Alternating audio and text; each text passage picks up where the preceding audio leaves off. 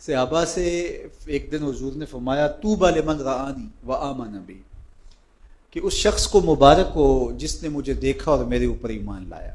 کتنا خوش قسمت ہے جس نے مجھے دیکھا اور میرے اوپر ایمان لایا۔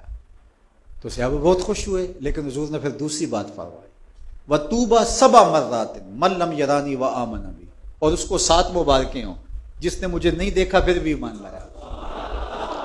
کہا اس کو 7 مبارکیں۔ یار چاند سامنے ٹکڑے ہوتے ہوئے دیکھ کر ایمان لانا بڑی بات ہے، اگرچہ ابو جہل پھر بھی نہیں مانا تھا، لیکن ایک چیز دیکھی نا، حضور کا چہرہ دیکھا اور پتھروں سے چشمے پھوٹتے دیکھے، انگلیوں سے چشمے بہتے دیکھے، اور جو ہے وہ سورج کو پلٹتے دیکھا، درختوں کو سلامی دیتے ہوئے دیکھا، کھجوروں کو۔ کیا منظر تھا کہ ایک اعرابی آیا اور کہنے لگا حضور میں تو آپ کو اللہ کا رسول تھا مانوں گا، یہ جو درخت پہ لٹکتی ہوئی کھجوروں کے خوشے ہیں یہ گواہی دیں کہ آپ اللہ کے رسول ہیں۔ اللہ اکبر۔ تو حضور نے خوشوں کی طرف اشارہ کیا تو وہ ٹوٹ کے حضور کے قدموں میں آ گئے، تو اس نے کلمہ پڑھنا شروع کر دیا۔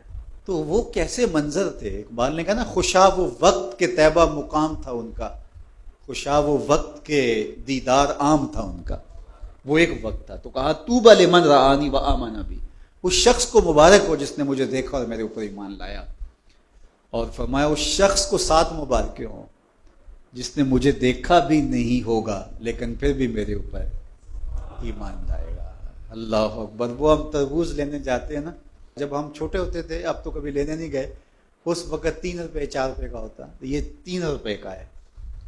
تو ہم کہتے اچھا اس کو وہ ٹکی وغیرہ لگا دیں، کہتے نہیں ٹکی لگا کے اگر لیں گے تو پھر 5 روپے کا ہوگا، ہمارے پہ یقین کریں گے تو لے جاؤ 3 روپے کا، لیکن جب ہم چیک کر کے دیں گے تو پھر قیمت اس کی زیادہ ہوگی۔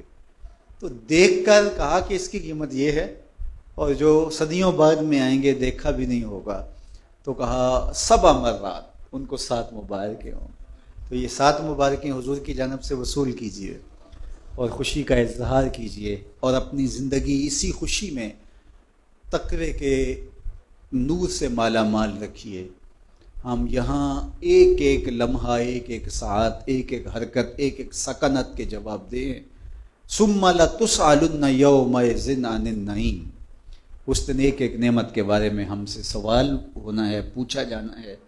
اس لیے اپنے سارے معاملات کو مرتب رکھیں، منظم رکھیں، تو اللہ ہمیں قلب کی طہارتیں، روح کی پاکیزگیاں، سوچوں کی عفتیں اور دامن کی پارسائیاں نصیب فرمائے۔ یہ مختصر زندگی اس کی یاد میں گزرے، اس کے ذکر میں گزرے، اس کی محبت میں گزرے۔ ہم جہاں کہیں بھی ہوں یہ خیال ہمارے ساتھ جڑا رہے کہ ہمارا مالک ہے اور ہم اس کی نگاہوں میں ہیں اور ہم اس کی نافرمانی نہیں کرنی۔